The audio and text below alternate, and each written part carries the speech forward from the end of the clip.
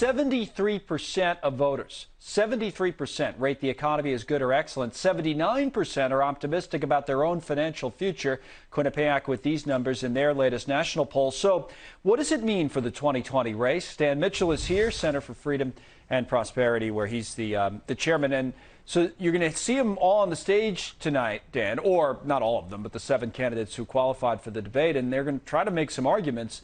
How do they make an economic argument against that environment? I assume they'll just play the class warfare card, because you're right. It's very difficult to say that the world's coming to an end, that the economy is bad when we're seeing record low unemployment.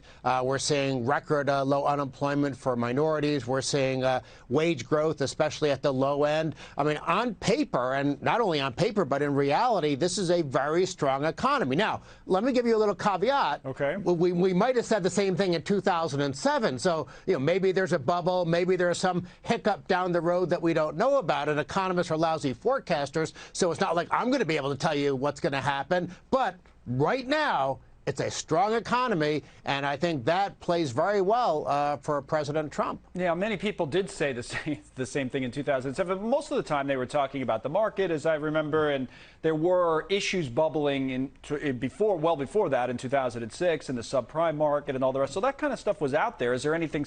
You're not saying there's anything similar out there now. There's slowing in certain parts of the economy, though. Would you be concerned about that?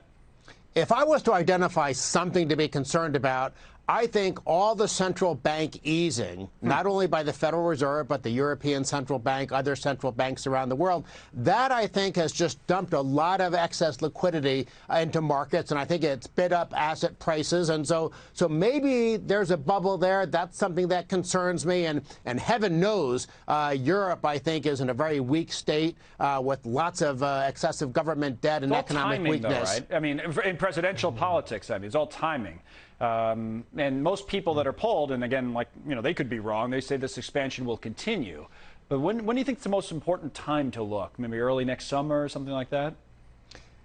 There are several what are called macroeconomic political forecasting models, and they all say that Trump will win, and it's mostly because personal disposable income is very strong right now. And why would people throw out an incumbent when their personal situation, as you indicated with that polling data you cited, why would they throw out an incumbent? However, it's not going to be personal income growth that we're experiencing today. What's going to be happening 6 months and 9 months from now? So if I'm part of the Trump political campaign, if I was one of those people, I'd be sitting there, okay, what's going to be happening next June, next July, next August? Sure. That's when the rubber really meets the road. Where does it happen, right? And I want to talk about that a little bit, Dan, while you're here, because we know that the election gets decided in such a small part of the country, in such key states, and in parts of the country, which are now kind of identified as Trump country, if you will.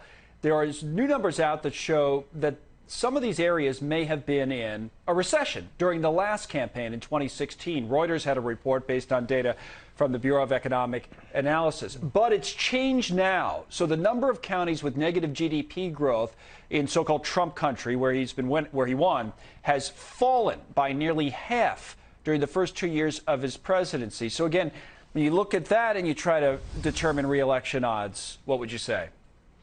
Presumably, that has to help President Trump.